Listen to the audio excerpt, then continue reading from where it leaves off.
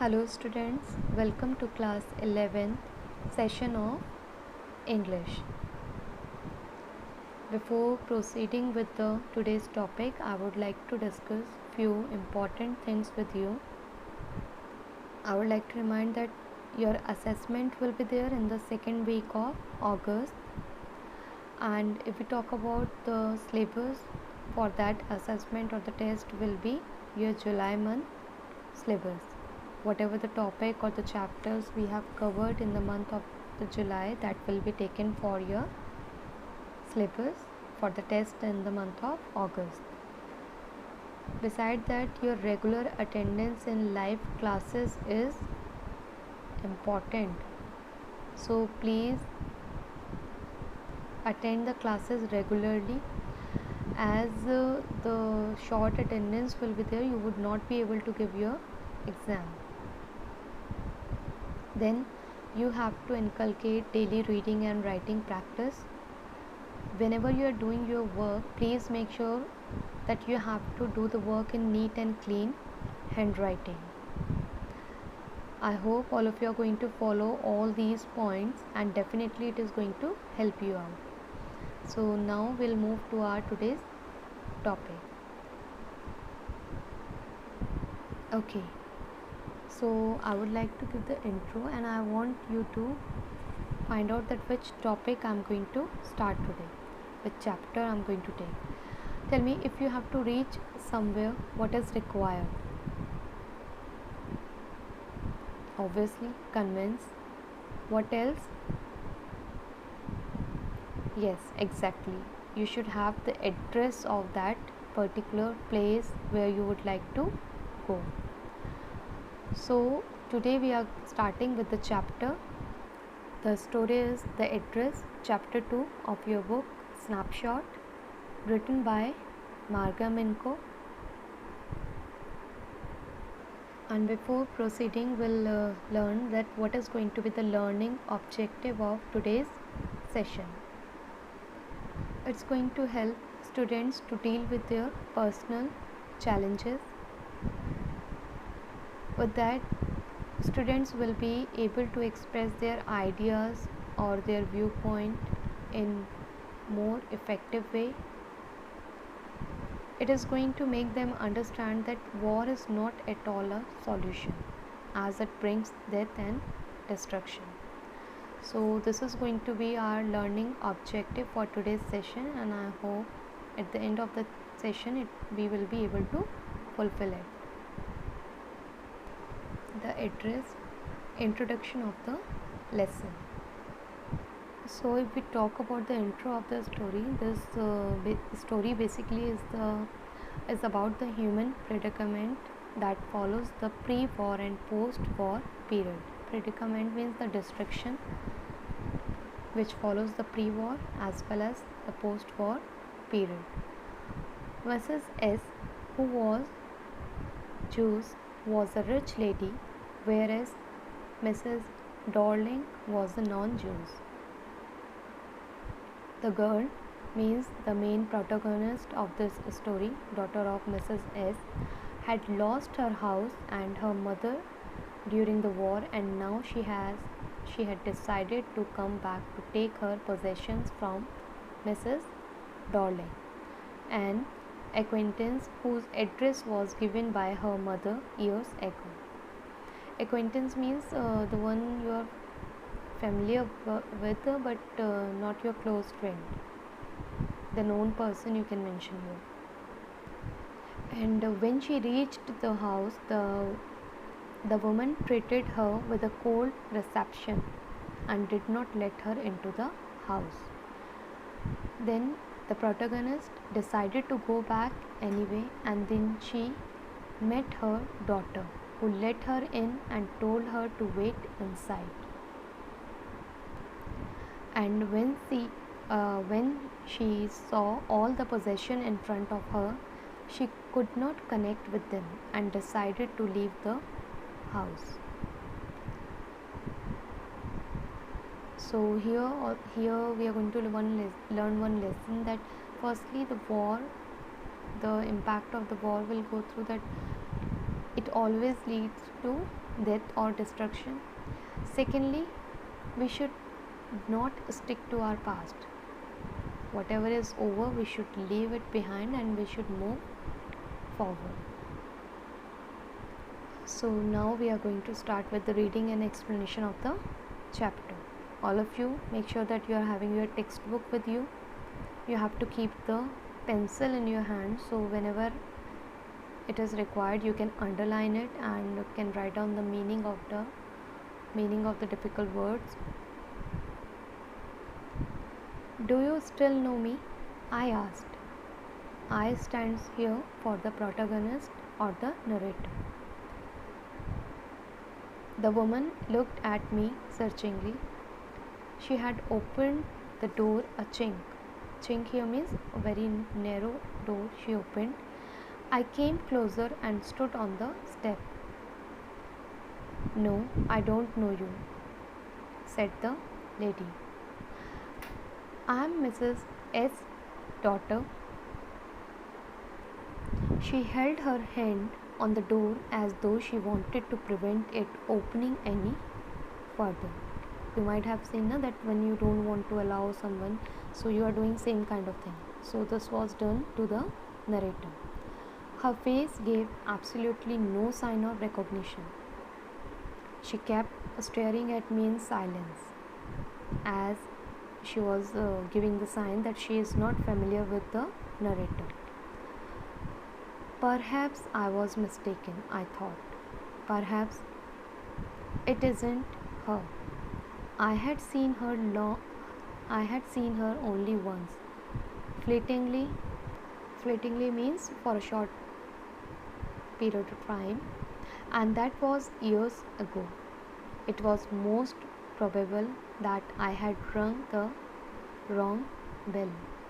So here the narrator was thinking that by mistake she has come to the wrong place, the wrong address. The woman let go of the door and stepped to the side. She was wearing my mother's green knitted cardigan. Please underline it. Here the narrator was able to recognize that the wooden buttons were rather pale from washing.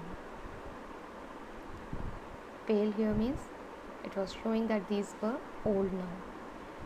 She saw that I was looking at the cardigan and half hid herself again behind the door.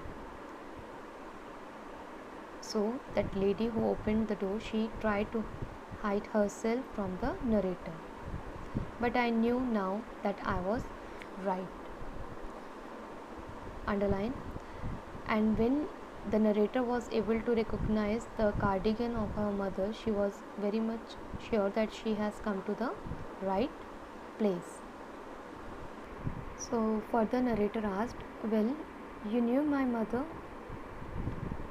Have you come back? Said the woman. I thought that no one had come back. Only me. A door opened and closed in the passage behind her. A musty smell emerged. Musty here means stale. I regret I cannot do anything for you, said the woman. I have come here specially on the train. I wanted to talk to you for a moment, said the narrator. It is not convenient for me now, said the woman. I cannot see you another time. As the narrator was trying to talk to the woman, but she was not at all interested. She nodded and cautiously closed the door as though no one inside the house should be disturbed. I stood where I was on the step. The curtain in front of the bay window moved. So now the woman closed the door and she went inside. But from the window side door, at the side of the door, somebody removed the curtain and peeped out. Someone stared at me and would then have asked what I wanted. Oh, nothing. And somebody was peeping from the window and might have asked the woman only that What she wanted, she said nothing. It was nothing. I looked at the nameplate again. Darling, it said, in black letters on white enamel. Enamel means there sort of the transparent glass sort of thing. And on the jamb here means the window near the door. A bit higher, the number 46. As I walked slowly back to the station, I thought about my mother, who had given me the address years ago. So here narrator was not successful in meeting that lady, and as she was going back, she recalled how her mother gave this address to her. It had been in the first half of the war. I was home for a few days and it struck me immediately that something or other about the rooms had changed. Here the narrator was recalling the old days. My mother was surprised I should have noticed so quickly. Then she told me about Mrs. Darling. I had never heard of her, but apparently she was an old acquaintance of my mother. As apparently means as far as she was aware, she was a known or a person who is almost stranger, whom she had not seen for years. She had suddenly turned up and renewed their contact. Since then, she had come regularly. Every time she leaves here, she takes something home with her, said my mother. She took all the table silver in one go. Please mark it. And then the antique plates that hung there. She had trouble lugging those large vases, and I'm worried she got a creak in her back from the crockery. My mother shook her head pityingly. I would never have dared ask her. She suggested it to me herself. She even insisted she wanted to save all my nice things. If we have to leave here, we shall lose everything, she says. Have you agreed with her that she should keep everything? I asked to my mother. Here the narrator asked to mother that would you agree to that if she would have taken all the things? As if that's necessary, my mother cried. It would simply be an insult to talk like that. And think about the risk she is running each time she goes out of our door with a full suitcase or bag. The narrator's mother was very unhappy or was full of sorrow when she was telling about this incident, and she tells that how that lady used to say that if she is taking all the things along with her, simply she wanted to save all my nice things, which was actually not true. After telling this, my mother seemed to notice that I was not entirely convinced. She looked at me reprovingly, means in very critical manner, and after that we spoke no more about it, as she was very well aware that I am not going to be convinced what she was telling me about Mrs. Darling. Meanwhile, I had arrived at the station without having paid much attention to things on the way. So when the narrator was recalling all these past things, she reached to the station. I was walking in familiar places again for the first time since the war. But I did not want to go further than was necessary. I did not want to upset myself with the sight of streets and houses full of memories from a precious times. Please underline it. She don't want to get herself upset, so that's why she tried to be away from those places. In the train back, I saw Mrs. Darling in front of me again, as I had the first time I met her. And when the narrator was in the train, again she started recalling the past things. I saw Mrs. Darling in front of me again as I had the first time I met her. It was the morning after the day my mother had told me about her. I had got up late and coming downstairs, I saw my mother about to see someone out. A woman with a broad back. With a broad back. Please underline it. A woman with a broad back. There is my daughter, said my mother. She beckoned to me. She pointed towards me, telling that lady. The woman nodded and picked up the suitcase under the coat rack. She wore a brown coat and a shapeless hat. The narrator recalls that how she asked, "Does she live far away?" Seeing the difficulty she had going out of the house with a heavy case. In Marconi Street, said my mother, number 46. Remember that. And the narrator remembered it, the address. I had remembered it, but I had waited a long time to go there. Initially, after the liberation, I was absolutely not interested in all that stored stuff, and naturally, I was also rather afraid of it. Afraid of being confronted with things that had belonged to a connection that no longer exists. Please underline it. Here, no longer exists means, please mark it, it means that she is pointing towards the death of her mother, which were hidden away in cupboards and boxes and waiting in vain until they were put back in their place again, which had endured all those years because they were things. So, endured here means sufferings, because for long time all those things were stored in cupboard. The reason was because they were things, not the human beings. But gradually everything became more normal again. Bread was getting to be a lighter color. There was bed you could sleep in. Here, bread was getting to be a lighter color means she simply would like to point out that everything was going normal.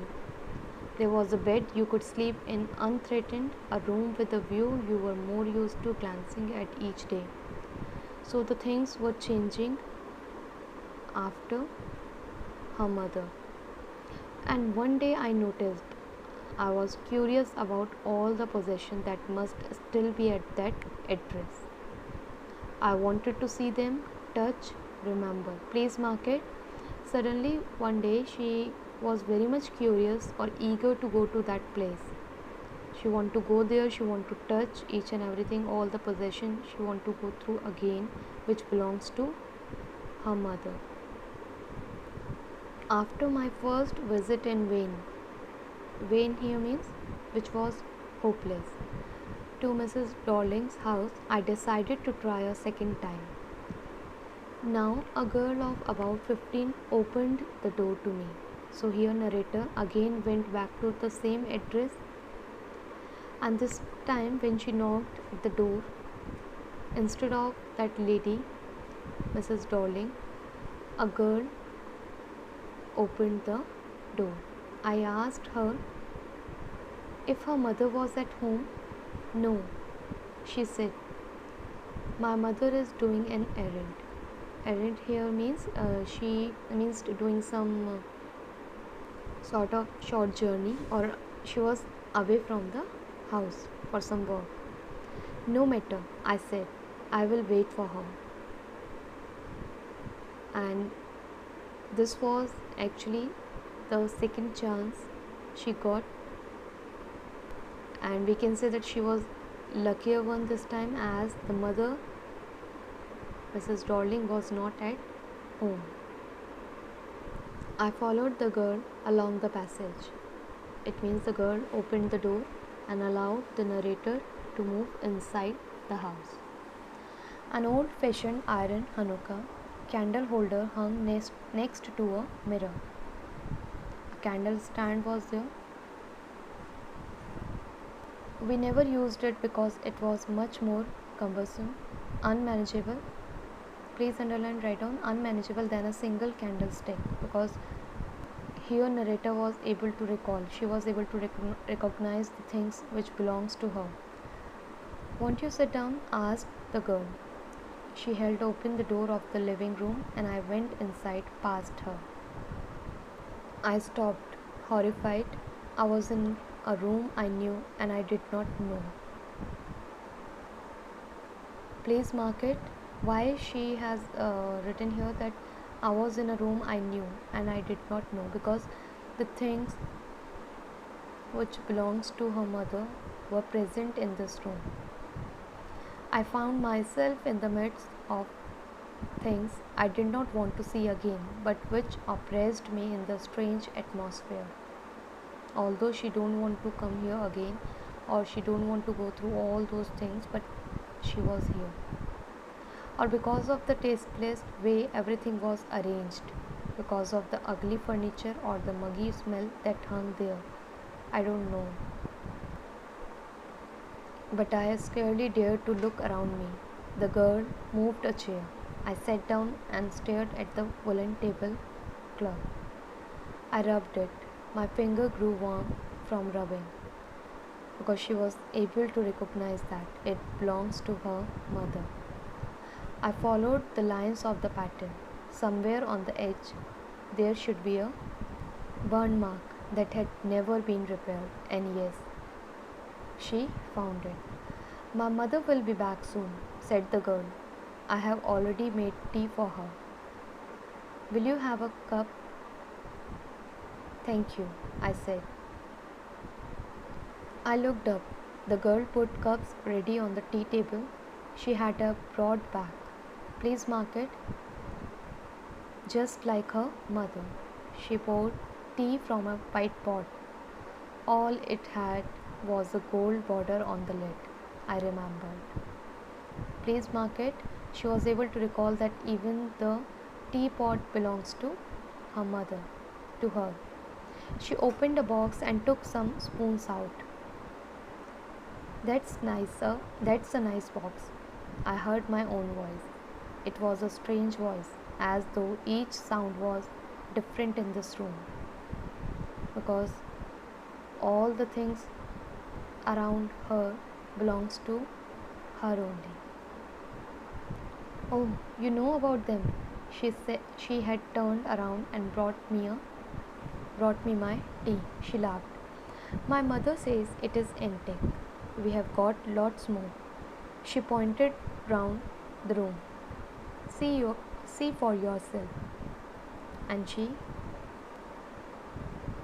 the girl asked the narrator to look around and find out the things, the antiques. I had no need to follow her hand. I knew which things she meant. I just looked at the still life over the tea table. As a child, I had always fancied the apple on the pewter plate. Pewter plate here means the plate made up of tin. We use it for everything, she said. The girl said. Once we even ate off the plates hanging there on the wall. I wanted to so much, but it wasn't anything special. I had found the burn mark on the tablecloth. The girl looked questioningly at me, because she was not able to understand that what was the significance of that burn mark on that tablecloth. Yes, I said. You get so used to touching all these lovely things in the house, you hardly look at them anymore. You only notice when something is missing, because it has to be repaired or because you have lent it, for example. Again, I heard the unnatural sound of my voice and I went on. I remember my mother once asked me if I would help her polish the silver. It was a very long time ago and I was probably bored that day. or perhaps I had to stay at home because I was ill, as she had never asked me before. So here again, narrator was recalling the old days. I asked her which silver she meant, and she replied, surprised that it was the spoon, forks, and knives, of course. And that was the strange thing. I didn't know the cutlery we ate of every day was silver. The girl laughed again. I bet you don't know it is either. I looked intently at her. What we ate with? She asked. Well, do you know? When I asked her, she hesitated. She walked to the sideboard and wanted to open a drawer. I will look. It's in here. Then suddenly the narrator jumped up and mentioned that I was forgetting the time. I must catch my train. She had her hand on the drawer. Don't you want to wait for my mother? No, I must go. I walked to the door. The girl pulled the drawer open. I can find my own way.